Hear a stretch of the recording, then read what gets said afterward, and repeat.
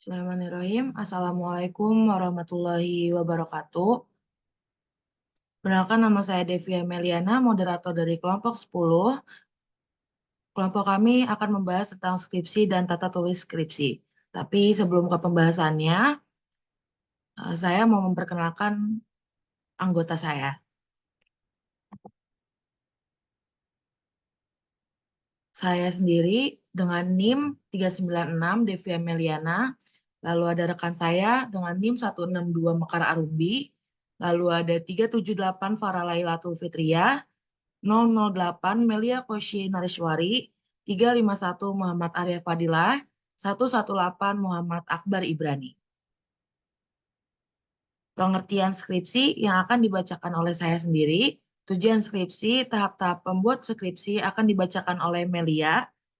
Kerangka skripsi yang akan dibacakan oleh Mekar, Ibrani, dan Arya. Lalu tata tulis skripsi yang akan dibacakan oleh Farah Lailatul.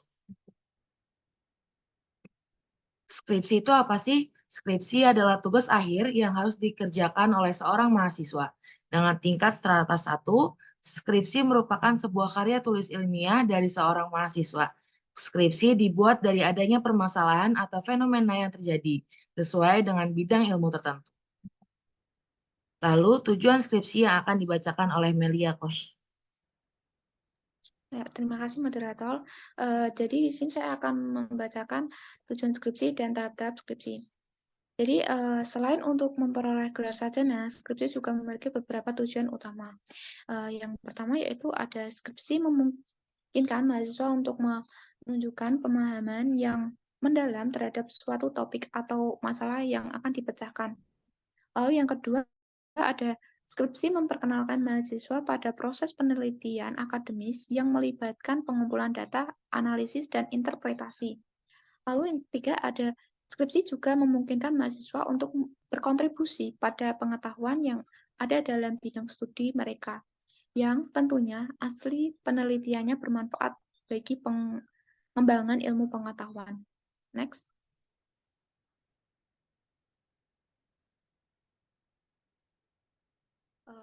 Lalu di sini ada tahap-tahap menyusun skripsi.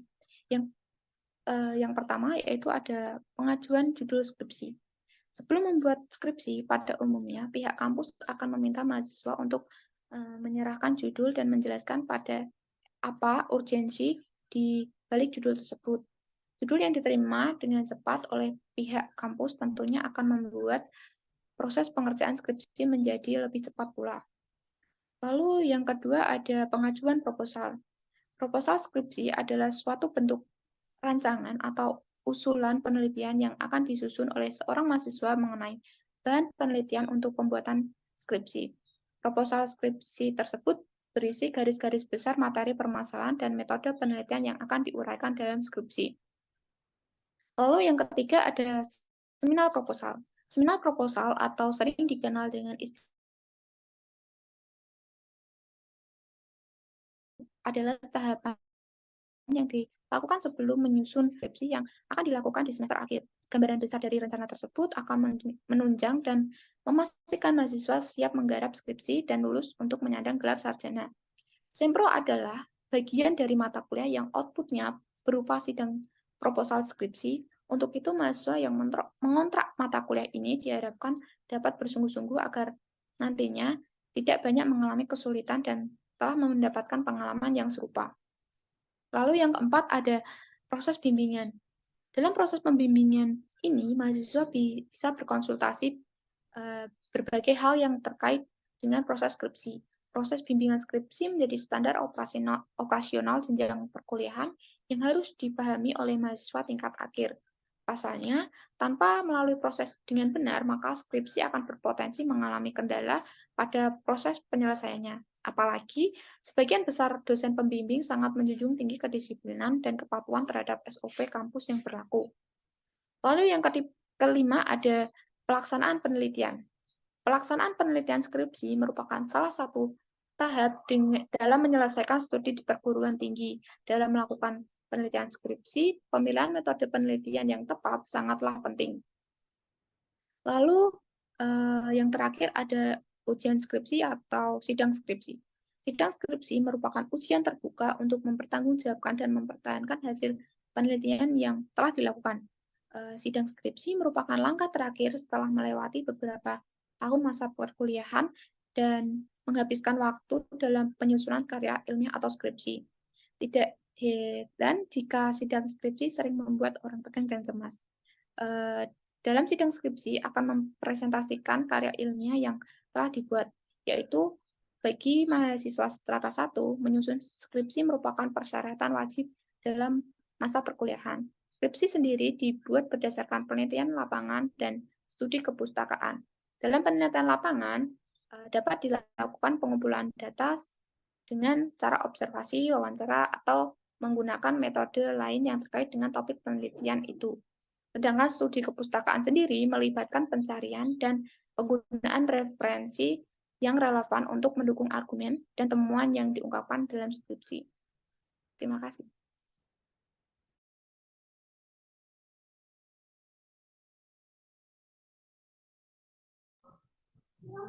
Untuk materi selanjutnya adalah kerangka skripsi.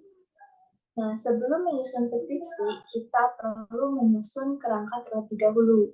Tujuannya untuk memudahkan peneliti dalam melakukan penelitian serta membantu dalam mendapatkan konsep yang sudah terstruktur, dan juga kerangka tersebut dapat dimanfaatkan untuk menjelaskan setiap masalah yang akan diteliti. Nah, sehingga proses penyusunan skripsi menjadi lebih jelas dan terarah. Kerangka skripsi itu sendiri terbagi menjadi 3, yaitu bagian awal, isi, dan bagian akhir.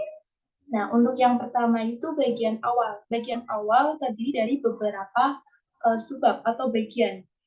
Yang pertama adalah halaman sampul. Halaman sampul ini berisi judul, nama peneliti, logo universitas, dan lain sebagainya. Yang kedua itu adalah halaman judul, memberi informasi yang sama dengan halaman sampul. Tetapi pada halaman judul dicantumkan beberapa informasi tambahan, yaitu berupa tujuan dan dalam rangka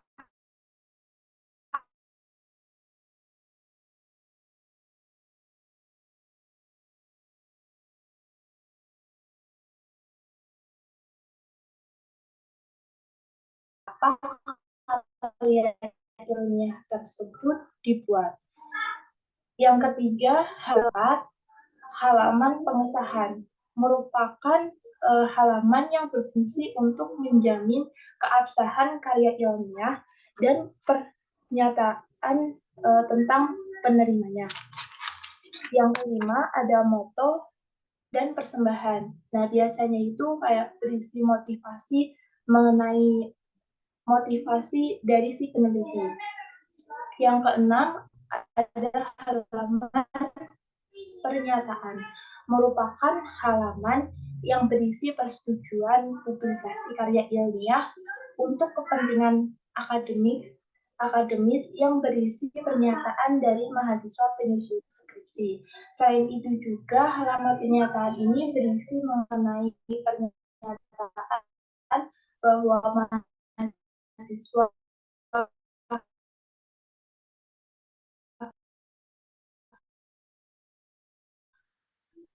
tersebut benar-benar murni menyusun telah dibuat. Selain itu juga kata pengantar dijadikan sebagai halaman ucapan terima kasih atau penghargaan kepada berbagai pihak yang telah membantu dalam penyusunan tugas akhir. Yang kedelapan, daftar isi. Memuat semua bagian tulisan atau subbab-subbab yang ada di dalam skripsi beserta nomor halaman masing-masing subbab tersebut. Yang kesembilan, ada daftar tabel, gambar, dan lampiran. Memuat nama tabel, gambar, dan lampiran yang terdapat di dalam skripsi. Nah, dalam penulisan nama huruf kapital di awal kata.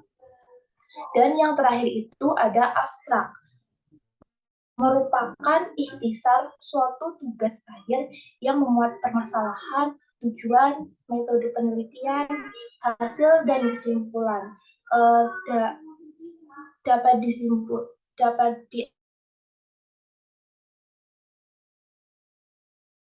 diartikan atau dengan kata lain, abstrak ini berisi ringkasan mengenai isi skripsi. Sehingga hal cepat apa isi skripsi dan pada akhirnya si pembaca dapat memutuskan apakah perlu membaca lebih lanjut ataupun tidak. Next, bagian isi ini terdiri dari beberapa bagian. Yang pertama itu pendahuluan, yang kedua kajian pustaka atau landasan teori, yang ketiga metodologi penelitian, yang keempat hasil penelitian, dan yang kelima penutup. Nah, untuk yang pertama adalah pendahuluan. Pendahuluan ini terdiri dari beberapa bagian. Yang pertama latar belakang, berisi penjelasan mengenai alasan mengapa masalah yang dikemukakan dalam topik penelitian menarik, mengapa penting, dan mengapa perlu diteliti. Yang kedua, rumusan masalah, berisi research question yang ditulis secara singkat, padat, dan sistematis tentang permasalahan yang diteliti. Rumusan masalah haruslah memperhatikan 3 aspek, yaitu substansi, artinya rumusan masalah dilihat dari segi bobot atau kegunaan, faktor penyebab, dan upaya mengatasinya, serta hal yang orisinal. Yang kedua, formulasi. Artinya, rumusan masalah disajikan dalam bentuk pertanyaan, meskipun tidak dilarang dalam bentuk pernyataan. Yang ketiga, teknis. Rumusan masalah mempertimbangkan kemampuan dan kelayakan peneliti terhadap masalah yang diteliti. Yang ketiga adalah tujuan penelitian. Berisi tentang upaya penyelesaian masalah, mengetahui, menganalisis, menghitung, memastikan parameter-parameter penelitian yang relevan dengan topik penelitian. Tujuan penelitian harus terjawab di dalam pembahasan, simpulan, dan abstrak. Nah, biasanya tujuan penelitian dituliskan dalam bentuk untuk mengetahui. Nah, yang keempat adalah batasan penelitian. Dan yang terakhir adalah manfaat penelitian, berisi uraian tentang faedah yang diharapkan dari sisi ilmu pengetahuan dan teknologi maupun dari sisi penerapannya. Manfaat dapat bersifat teoritis maupun praktis.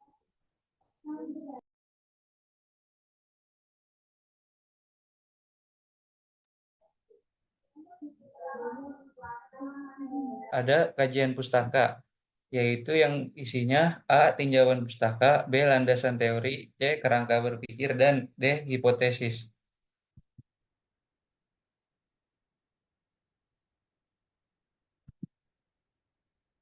Bagian isi, metodologi penelitian. Jadi, metodologi penelitian adalah suatu cara atau teknik untuk mendapatkan informasi dan sumber data yang akan digunakan dalam penelitian. Informasi atau data ini bisa dalam bentuk apa saja, seperti literatur seperti jurnal, artikel, tesis, buku, koran, dan sebagainya.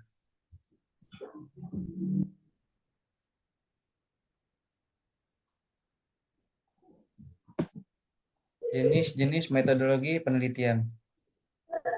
Ada beberapa macam jenis metodologi penelitian, yaitu yang pertama, metode kualitatif. Metode kualitatif merupakan metode penelitian yang menggunakan data yang berasal dari riset yang dianalisis. Hasil riset ini bisa berupa wawancara, mengisi kuesioner, dan polling. Metode kualitatif ini berasal dari sudut pandang orang lain atau si sang pemberi pendapat. Yang kedua, metode kuantitatif. Metode ini Sumber datanya diambil melalui sampel yang bersifat matematis. Oleh karena itu, metode kuantitatif selalu identik dengan hitung-menghitung dan selalu berkaitan dengan angka. Yang ketiga, metode deskriptif. Metode deskriptif adalah penelitian yang menitik beratkan pada pembuatan deskripsi dengan menggunakan bahasa dan kalimat deskriptif, tetapi tetap memerlukan riset dan pengambilan data yang valid. Contohnya dalam konteks sekolah, metode deskriptif dapat digunakan untuk membuat deskripsi tentang tingkat pemahaman siswa terhadap suatu pelajaran berdasarkan hasil tes atau observasi. Ini melibatkan pengumpulan data yang valid, seperti hasil tes dan catatan observasi, untuk membuat deskripsi yang akurat tentang kondisi pembelajaran di sekolah tersebut. 4. Metode eksperimental. Metode eksperimental adalah teknik penelitian di mana peneliti mengontrol variabel-variabel tertentu untuk memahami hubungan sebab akibat. Observasi data awal dilakukan sebelum eksperimen dilakukan. Contohnya, dalam studi pengaruh kafein terhadap denyut jantung, peneliti akan mengobservasi denyut jantung peserta sebelum dan sesudah mengonsumsi kafein untuk memahami dampaknya. 5. Fenomenologi. Fenomenologi sendiri adalah metode penelitian yang memfokuskan pada pemahaman mendalam terhadap suatu fenomena. Sumber data meliputi analisis penelitian sebelumnya dan pengalaman subjek terkait fenomena tersebut. Contohnya dalam studi mengenai pengalaman orang tua yang memiliki anak yang mengidap autisme, peneliti menggunakan wawancara mendalam untuk memahami pengalaman subjek secara holistik. Yang keenam, survei. Survei adalah metode penelitian yang menggunakan wawancara atau kuesioner untuk memahami dan menganalisis perilaku subjek. Misalnya, sebuah survei dilakukan untuk mengetahui tingkat kepuasan pelanggan terhadap layanan suatu restoran. Yang ketujuh, metode grounded. Metode grounded adalah pendekatan penelitian yang memungkinkan teori-teori muncul dari data yang dikumpulkan, tanpa adanya asumsi teoritis sebelumnya. Misalnya dalam studi mengenai peran gender dalam keputusan karir, peneliti menggunakan wawancara mendalam dengan individu-individu yang berbeda latar belakang untuk mengidentifikasi pola-pola yang muncul secara organik dari data tersebut tanpa membawa teori gender yang sudah ada sebelumnya. 8. Etnografi.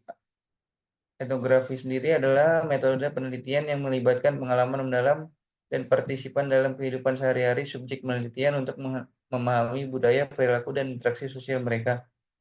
Misalnya di sebuah desa, peneliti itu berbaur kepada masyarakat secara langsung untuk mengetahui kehidupan sehari-hari masyarakat lokalnya, mencatat hasil pengalaman tanpa mengatur atau mengarahkan situasi.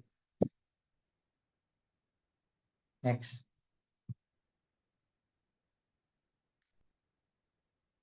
Manfaat dan tujuan metodologi penelitian. Yang pertama, manfaat metodologi penelitian, yaitu mempertajam hasil penelitian. Maksudnya dari mempertajam hasil penelitian adalah membantu memastikan bahwa penelitian dilakukan secara sistematis dan terarah, memungkinkan peneliti untuk mengumpulkan data berkualitas yang relevan dengan topik penelitian. Yang kedua, alur penelitian menjadi jelas. Maksudnya adalah manfaat menggunakan metodologi penelitian adalah membuat jalur penelitian menjadi jelas. Misalnya dengan mengikuti langkah-langkah tertentu seperti pengumpulan data, analisis, dan interpretasi. Peneliti dapat menyusun penelitiannya dengan baik. Sebagai contoh, dalam penelitian tentang efek polusi udara terhadap kesehatan manusia, dengan mengikuti metodologi penelitian yang jelas, peneliti dapat memastikan bahwa hasil penelitian tidak kabur dan mudah dipahami oleh pembaca. 3. Menghasilkan penelitian yang bermanfaat, yaitu memberikan solusi bagi permasalahan yang diteliti. Untuk mencapai hal ini, riset yang mendalam diperlukan dengan menggunakan metodologi penelitian yang sistematis. Contohnya dalam penelitian tentang pengembangan obat baru, penelitian melakukan riset yang teliti dengan mengikuti metodologi penelitian yang valid. sehingga solusi yang dihasilkan dapat digunakan untuk meningkatkan kesehatan masyarakat secara luas. Yang keempat, metodologi penelitian memberikan jaminan bahwa hasil penelitian dapat dipertanggungjawabkan karena prosesnya sistematis dan sumber datanya valid. Misalnya dalam studi kesehatan menggunakan metode survei dan analisis statistik yang tepat dapat memastikan akurasi hasil penelitian dan pembuatnya dapat dipercaya oleh masyarakat serta lembaga terkait. Yang kelima, dapat mengatasi keterbatasan. Maksudnya adalah dapat membantu mengatasi seperti biaya, waktu, dan tenaga, seperti yang terjadi dalam penelitian terkait pemilu di Indonesia.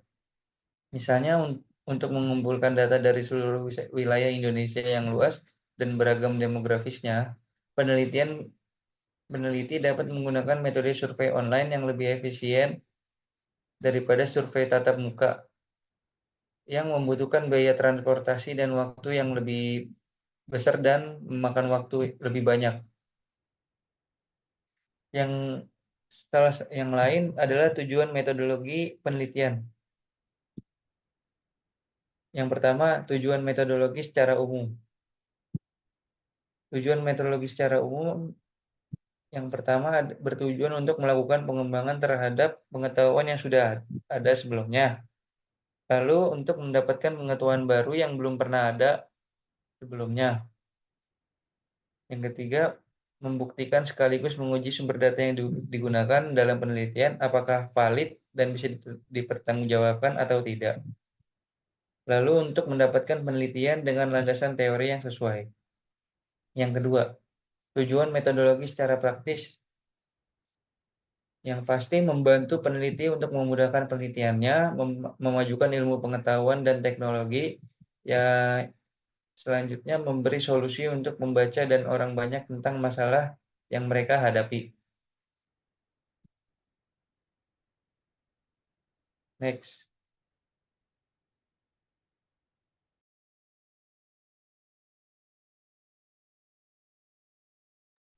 Baik, untuk yang bagian isi, yaitu hasil penelitian dan pembahasan. Yang pertama yaitu hasil penelitian, dan yang kedua adalah hasil pembahasan. Untuk hasil penelitian adalah rangkuman dari data dan informasi yang ditemukan atau dikumpulkan selama proses penelitian.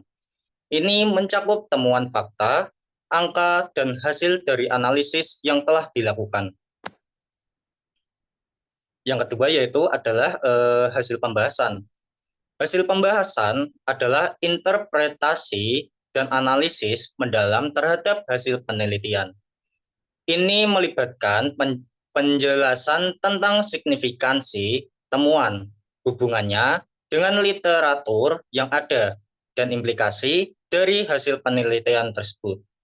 Oke, untuk yang penutup yaitu yang pertama kesimpulan dan saran. Untuk yang pertama yaitu kesimpulan. Bagian dari kesimpulan adalah mencakup ringkasan dari suatu topik atau tema yang ditulis serta dianalisis oleh penulis. Senada dikutip dalam buku menyusun penelitian kuantitatif untuk skripsi dan tesis 2019 mengenai apa itu kesimpulan dalam penelitian. Dijelaskan bahwa kesimpulan adalah pernyataan singkat. Dan yang kedua adalah saran. Bagian saran adalah sebuah tanggapan terhadap suatu hal yang disertai dengan memberi kesempatan bagi orang yang mendapatkannya untuk berkembang. Hal ini menjadi perbedaan antara kritik dan masukan, di mana masukan diberikan agar memberi kesempatan seseorang untuk belajar dari kesalahannya. Next.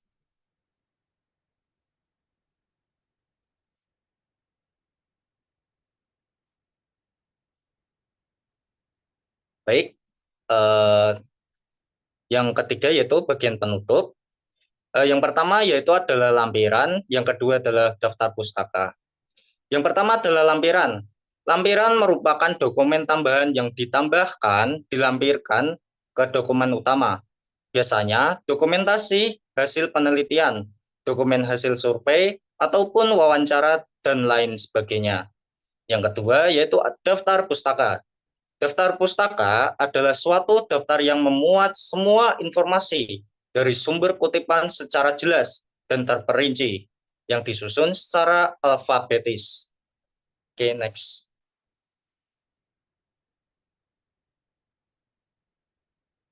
Tata tulis skripsi. Yang pertama yaitu penyusunan proposal. Judul, latar belakang, rumusan masalah, tujuan penelitian, metode penelitian, dan daftar pustaka awal.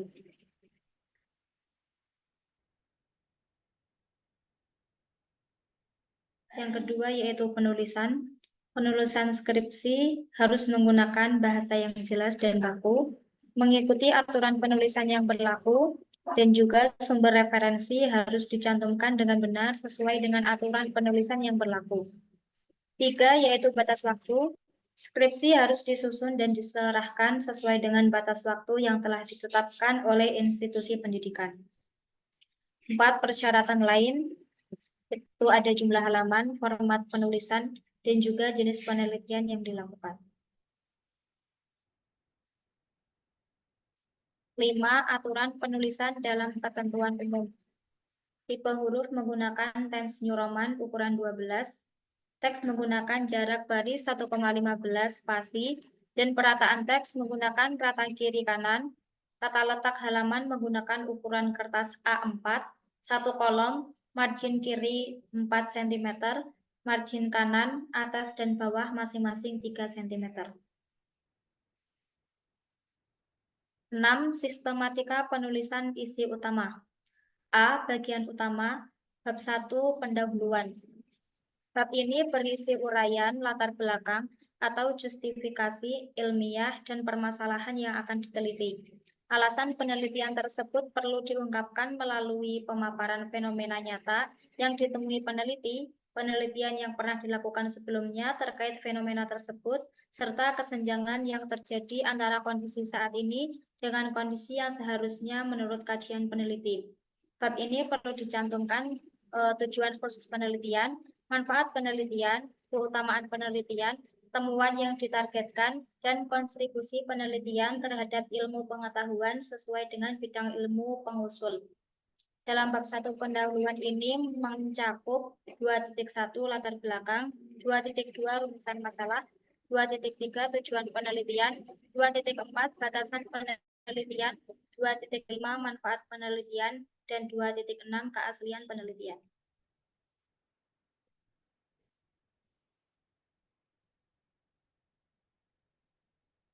Lanjut bab 2 yaitu kajian pustaka. Bab ini menguraikan hasil temuan peneliti lain yang diperoleh dari pustaka acuan serta menjadi landasan disusunnya proposal. Tinjauan pustaka bukan sekedar kumpulan teori, melainkan berupa rangkaian hasil yang sudah dikenali melalui beberapa alur pikir tentang terjadinya suatu peristiwa ilmiah dari suatu topik ilmiah yang akan dikaji atau diteliti. Mencakup 2.1 tinjauan pustaka, 2.2 landasan teori, 2.3 kerangka berpikir bila ada, dan 2.4 hipotesis bila ada. Bab 3 metode penelitian. Bab ini mengungkapkan metode penelitian yang akan diterapkan, tahapan penelitian yang akan dilaksanakan, prosedur penelitian, iuran dan indikator capaian yang terukur di setiap tahapan, teknik pengumpulan data, analisis data, cara penafsiran, dan penyimpulan hasil penelitian. Mencakup 3.1 pendekatan dan desain penelitian, 3.2 lokasi penelitian, 3.3 fokus penelitian atau sampel dan populasi, 3.4 variabel penelitian bila ada, 3.5 data dan sumber data, 3.6 teknik pengumpulan data, 3.7 teknik keabsahan data, dan 3.8 teknis analisis data.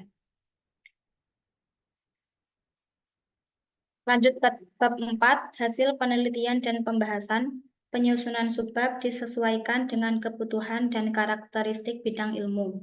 Bab 5 yaitu penutup, berisi 5.1 simpulan dan 5.2 saran.